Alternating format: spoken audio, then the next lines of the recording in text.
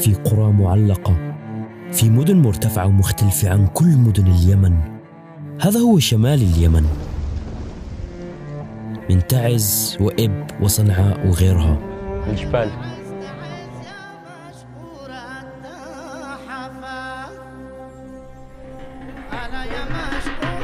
حي تعز.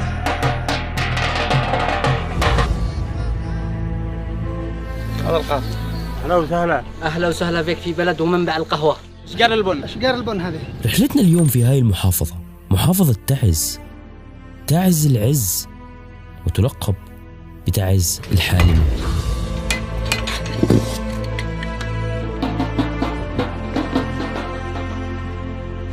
أهل تعز. ومرحبا.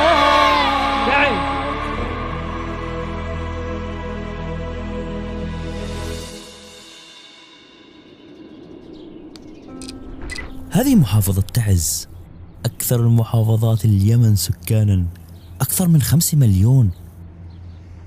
تمتد عبر الجبال والوديان والسهول والسواحل البحرية، ويتوزع سكانها ضمن هذه التضاريس والأجواء المتنوعة. شوف هذا اللبس، احنا في تعز، في أعلى قلعة على الجبل. لنبدأ في تعز، هيا ننطلق. من مدينة عدن على الساحل راح نطلع لمناطق الشمال اليمن، المناطق الأجمل في شهر الصيف لأنه مدن على الجبال. طلعنا فوق الجبال. ولنوصل لمدينة تعز لازم نسوق بين الجبال ومرتفعات خطيرة، حتى فجأة تلاقي مدينة كاملة فوق الجبل على الحافة، وهي هي بداية تعز. أهلا وسهلا منور. الجو تغير علينا. أهلا بك بالبرود. هون بالصيف الواحد لازم يجي في اليمن. فجأة الأجواء كلها تغيرت. يا إلهي، الشجر، الطبيعة، الزهور.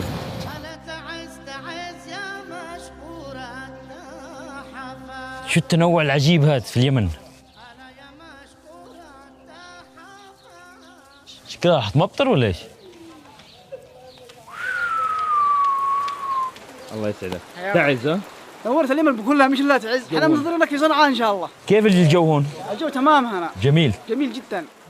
وهي بداية تعز لسه، نحن لسه ما وصلنا المدينة، لازم نسوق كمان ساعتين لنوصل إلى المدينة الرئيسية. تعز معناها سكانها كانوا لما يغادروا كانوا يقول تعز علينا فراقها.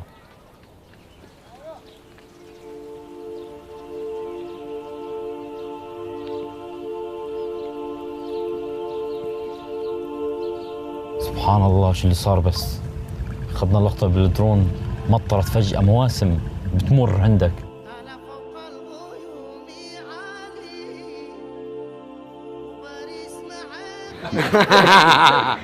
أهلا وسهلا في تعز. أهلا وسهلا. أهلا وسهلا. تعز. حيا الله تعز. اشتركوا بالقناة ولايك، انطلقنا.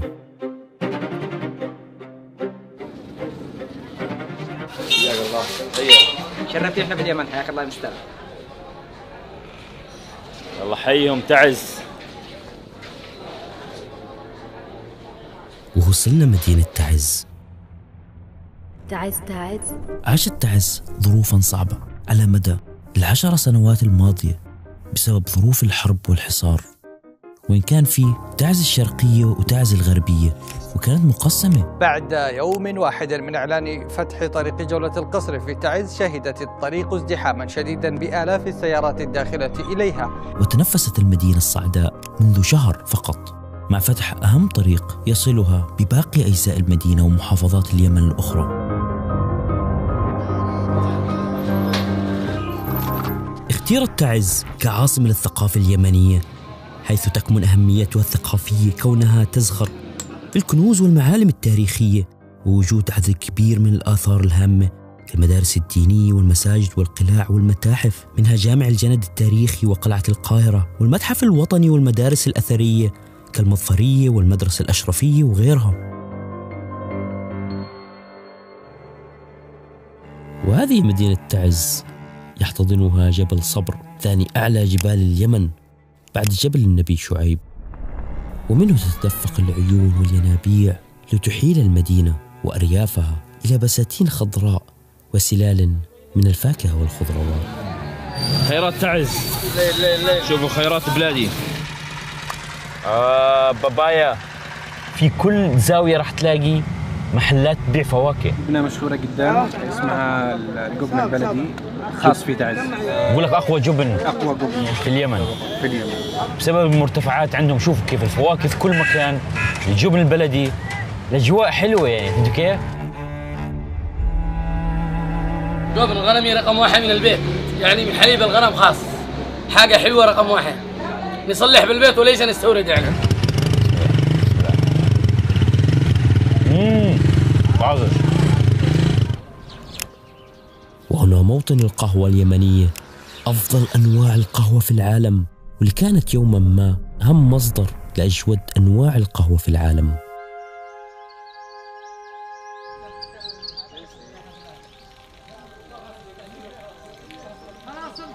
وطلعنا على أرياف مدينة تعز لنشوف مزارع البن. سوف نشرب القهوة هنا.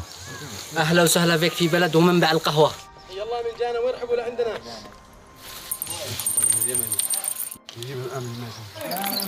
شوف وين بيعملوا القهوة قاعدين. طلع المناظر اللي حواليك. وهذا الشاب اسمه قصي. قصي يحارب عشان يرجع البن اليمني. ميناء المخا أول ميناء في العالم كان يصدر شجر البن. مروا البرتغاليين من هون واكتشفوا إنه اليمنيين عندهم هذا البن.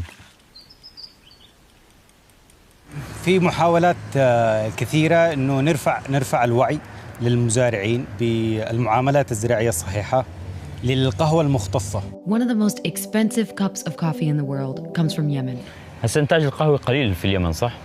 في بس محاولات كثيرة يعني مني أنا وشباب آخرين نحاول إنه نرجع شوي من الماضي، يعني من الماضي العتيق للقهوة.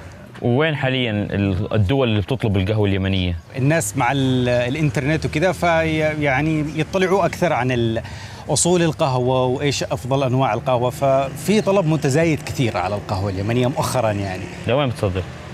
حاليا لليابان، أمريكا، كمان عمان، الأردن.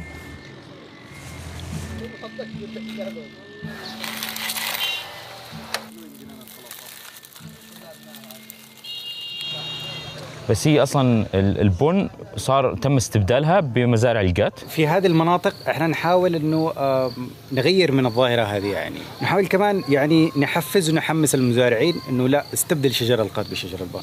الله يعطيك العافيه والله. الله يعافيك. هذا مثال خير ان شاء الله. ان شاء الله باذن الله. بينز يمني تعزي.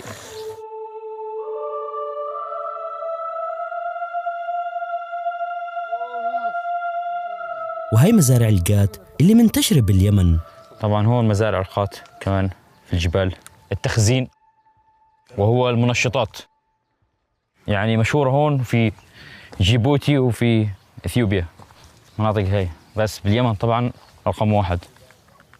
ايش فائدة القات؟ تعطيك نشاط يعني تركيز. تعطيك نشاط والأعمال. خزنوا الأغلبية تخزين هي. والله كله من الصغار والكبار وهذا كلهم خزنوا.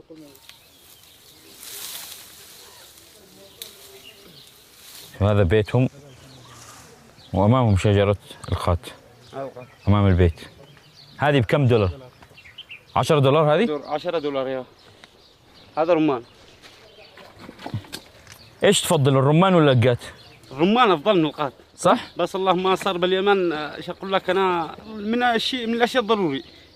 ابتليتم؟ خلاص امتحان بالقات هذا. امتحان. كيف حالك الله؟ طلعوا وين راح ناكل اليوم؟ طبعا حاليا راح نتغدى هون اكل شعبي من تعز صح؟ اي والله استر عليك. شكرا على حسن الضيافه. تحس حالك في ريف لبنان. في تعز المدينه اللي شفتوها وهون تعز الريف. تطلع هيك بالسياره نص ساعه بس بتلاقي حالك في غابه. شوفوا انواع الحلا. ايش اسمها ايش هي؟ البقلاوه. بقلاوه تبعت اليمن. شوف كيف شكلها. وهي الهريسه. عندهم هريسه زينا بس الهريسه تبعتهم لونها حمراء. واو حلو رهيب. جودي هذا اللبس التقليدي اللي بتلبسه النساء في وهذا حق العز، الرجال، اللبس التقليدي حق الرجال. وهذا ما يميزه. هلا يلا هو يلا هو هلا يلا بعوني هو ايه ساخر حيفي ضها كله.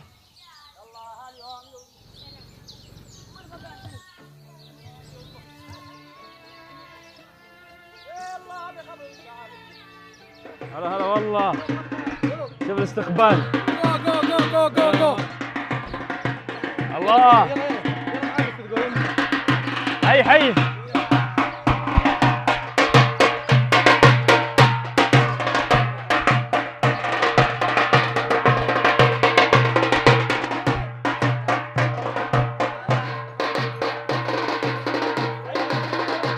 شو استقبالك؟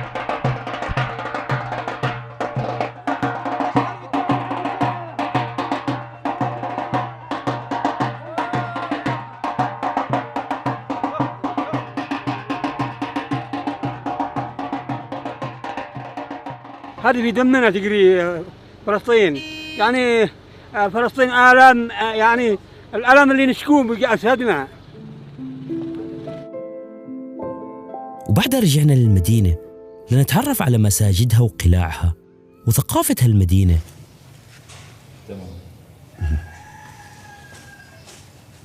عمر هذا المسجد 645 سنة. هذا مسجد الأشرفية الذي بناه سابع ملوك الدولة الرسولية الملك إسماعيل الأشرف. طبعا هذه قاعة الصلاة تتميز بهذه القباب، كانوا يسحقوا أوراق النبات ويلونوا فيها الجدران. وهذه سورة الرحمن، هذه النقش الأبيض هذا القصي.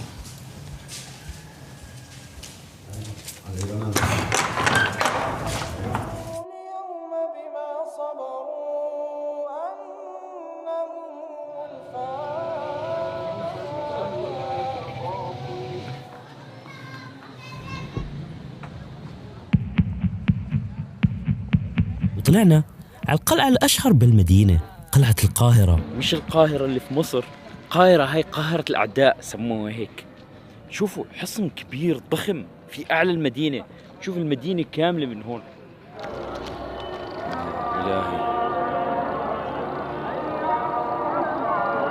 لا إله إلا الله. الآن بنبدأ فقرة الرقص الشعبي اللي هو خاص بمحافظة تعز.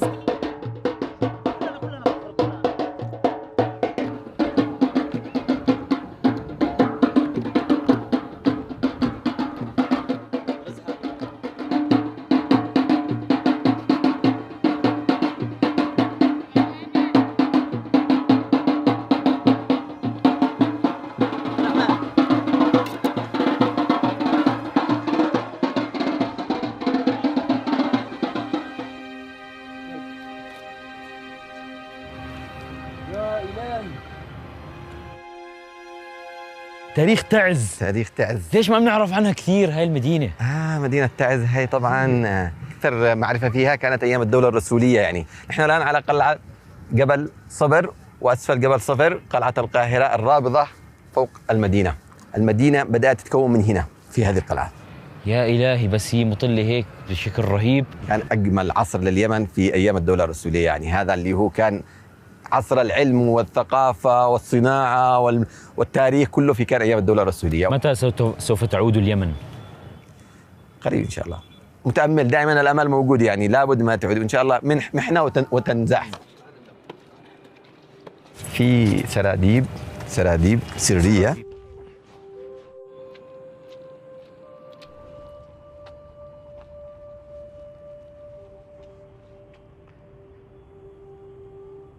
لازم تعود اليمن السعيد كما كانت. بس هذا بيشبه اللبس الفلسطيني الأردني كمان. احنا أخوة يعني. أهلا بمن جانا، حيا ومرحب. يسمى فن الملالة. فقط للنساء هذا الملالة. تتفرد به النساء في محافظة تعز، وهن من يؤدنه بصوت شقي وعذب لمحاكاة الزوج المغترب أو الابن أو كل من له صلة قرابة بالأنثى. أنا فوق العيون والراس، ضيفي العزيز نورت أطياب الناس. هذا الزي التقليدي في محافظة تعز، غالبا ما يستخدم في المناسبات والأفراح. يعني محافظات، كل محافظة في اليمن كل محافظة لها زي محدد.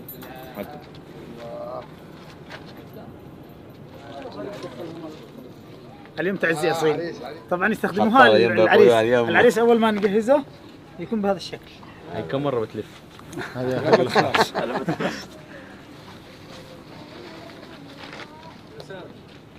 نتشرف كثيرا بزيارتك ونشعر بالسعادة لزيارتك.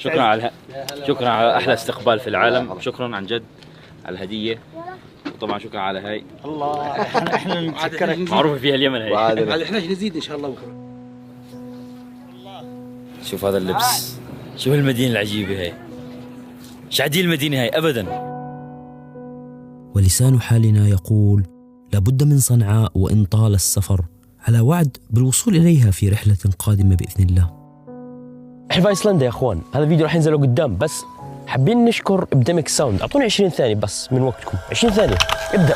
الموسيقى والمؤثرات بستخدمها بكل فيديو، بكون في مكان زي هيك طبيعة بستخدم طبيعة. فايند سيميلر، عجبتك موسيقى دراماتيك تقدر تستخدم غيرها ومشابه لها. جودة عالية جدا، ما في داعي تاخذ مايك وتسجل صوت المؤثرات، انت معاك. وسهولة البحث عن أي ساوندز إفكتس، وطبعا بدون كوبي رايت تقدر تستخدمها على جميع المنصات. شكرا لهم على دعمهم لهذه الحلقة. شكرا اليمن.